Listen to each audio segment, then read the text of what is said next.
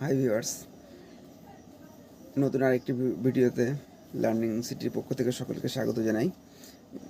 চঞ্চল ঘোষ থেকে যে আমরা ঘড়ির অঙ্ক করছিলাম, সেই ঘড়ির অঙ্কের উপরেই 5 নম্বর যে সূত্র ছিল সেই সূত্র থেকে আজকে অঙ্কটা করব। খুব সহজ পদ্ধতিতে করব, ঠিক আছে? তো আমরা তো সূত্র অনুযায়ী করি না, আমরা আমাদের মতনভাবেই করি। তো দেখুন, প্রথম অঙ্কটা রয়েছে এক দিকে 5টা বেজে 25 মিনিটে ঘড়ি দুটি কাটার মধ্যে কত ডিগ্রি, এটা ডিগ্রি কিন্তু এতক্ষণ সময় ছিল, এবার কিন্তু ডিগ্রি মানে কত ডিগ্রি কোণ উৎপন্ন হবে, ঠিক আছে? তো 5টা বেজে 25 মিনিটে ঘড়ি দুটির কাটা মধ্যে কত ডিগ্রি কোণ উৎপন্ন হবে, কত ডিগ্রি কোণ উৎপন্ন হবে। আগে বলি, এই ক্ষেত্রে সবসময় মিনিটকে দুইতে ভাগ করতে হবে।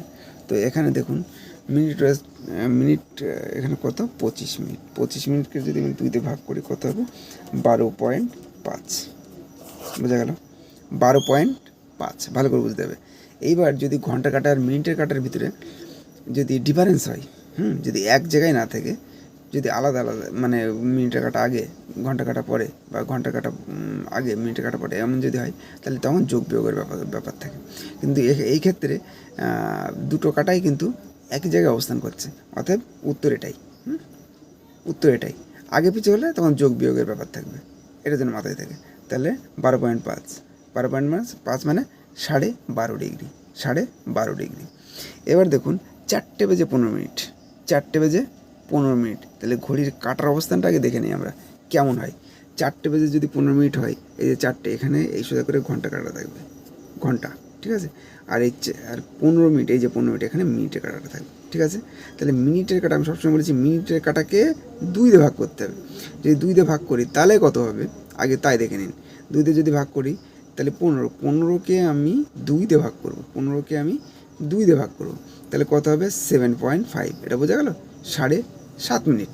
বোঝা যাচ্ছে? একদম সহজ অঙ্ক, 7.5 মিনিট। এবার দেখুন, এখানে বুঝতে হবে যে মিনিটের কাঁটাটা যদি ঘন্টার কাঁটে আগে অবস্থান করে, মানে এই আগে না, কিন্তু এই দিক থেকে যদি আগে, মানে ঘন্টার কাঁটার আগে যদি অবস্থান করে, অ্যান্টিক্লক অনুযায়ী ঘন্টার কাঁটে যদি আগে অবস্থান করে, তাহলে কিন্তু এইবার বলি, এই দুটোর ভিতরে এক এক মিনিটের ভিতরে, মানে মানে ঘন্টার হিসাবে এখান থেকে এই পর্যন্ত কিন্তু 30 ডিগ্রি। এটুকু মাথায় রাখতে হবে, 30 ডিগ্রি। 1 থেকে 2, 12 থেকে 1টা 30 ডিগ্রি, 1টা থেকে 2টো সব 30 ডিগ্রি করে। তো 30 ডিগ্রি করে যদি হয়, তাহলে এখানে 30 ডিগ্রি হচ্ছে, তাহলে এই 30-এর সঙ্গে ওই দিকে যে 7.5 এটা যোগ করে দিতে হবে, 7.5। তাহলে 37.5, 7.5 ডিগ্রি, 37.5 মানে 37.5 ডিগ্রি। বোঝা গেল? যদি ঘন্টা কাটার আগে যদি অবস্থান করে মিনিটের কাটা, তাহলে সেটাকে যোগ করে দিতে হবে। এই 30-এর সঙ্গে আমরা মিনিটের কাটা যেটা ভাগ করে যেটা হয়েছে সেটা যোগ করতে হবে, তাহলে 37.5 ডিগ্রি এটা আমরা পেয়ে গেলাম, ঠিক আছে? এবার দেখুন, এখানে দেখুন 8টা বেজে 55, তাহলে 55 মিনিটকে আমরা আগে না বুঝে আমরা ভাগ করবো, অত বোঝার আমাদের কোনো দরকার নেই, ঠিক আছে? 55কে 2 দিয়ে ভাগ করবো, কত হয়, 2 দুগুণী 4, ঠিক আছে? 7 দুগুণী 14, 27.5, ঠিক আছে? এইবার দেখুন, এইবার দেখতে হবে ব্যাপারটা কি। ব্যাপারটা হচ্ছে 8টা বেজে 55, আমরা ঘড়ির কাটার অবস্থান দিকে, এই যে 8টা বেজে 55, তাহলে এখান থেকে 1 2 3 ঘর, তাহলে 3 থেকে 90 ডিগ্রি, ঠিক আছে? তাহলে 90 ডিগ্রিটা, এবার দেখুন ঘন্টার কাটার পরে কিন্তু মিনিটের কাটা অবস্থান করছে, তাহলে এখানে বিয়োগ করতে হবে। এখান থেকে বিয়োগ করতে হবে, এটা কিন্তু মাথায় রাখতে হবে, এখান থেকে বিয়োগ করতে হবে। তাহলে 90 থেকে 90 ডিগ্রি, 90 ডিগ্রি থেকে 27.5 বিয়োগ 5 2 62 ডিগ্রি, 62 ডিগ্রি মনে হবে, -62 ডিগ্রি, -62 ডিগ্রি। এবার দেখুন, 4টে বেজে 30 মিনিট, ঘড়ি দুটির কাটা মধ্যে কত ডিগ্রি কোণ থাকে, 4টে বেজে 30 মিনিট। ভালো করে দেখুন, 4টে বেজে 30, তাহলে কাটার অবস্থান দেখি 4টে, এই যে 4টে বেজে 30, এটাও কিন্তু মিনিটের কাটা পরে অবস্থান করছে, মিনিটের কাটা পরে অবস্থান করছে, 4টে বেজে 30 মিনিট। তাহলে 30কে ভাগ যদি করি, তাহলে 30কে যদি আমরা 2 দিয়ে ভাগ করি, তাহলে 15 হচ্ছে। আর এই 4টে বেজে 60 থেকে আমরা কত, 15 বাদ দেবো, তাহলে কত হবে, 45, বোঝা গেল?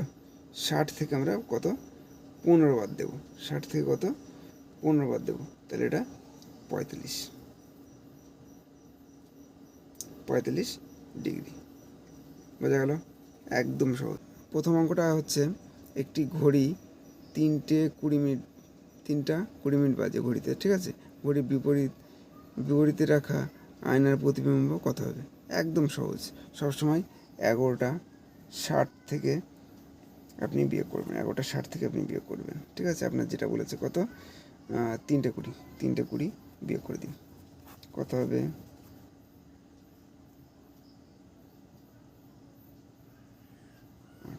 8:40, ঠিক আছে? এক্ষেত্রে এই হয়, মানে 11:60 থেকে বাদ দিতে হয়। আর এবার দেখুন 3 দাগটা দেখুন, এখানে ডাইরেক্ট টাইম বলেছে, মানে কত মিনিট ফিনিট বলেনি, ঘন্টা বলেছে, ঠিক আছে? 8টা যদি বলে সবসময় ওই মানে যদি ঘন্টা বলে তার সঙ্গে যদি মিনিট না থাকে তাহলে সবসময় 12 থেকে 8 বিয়োগ করতে হবে, 12 থেকে 8, মনে থাকবে?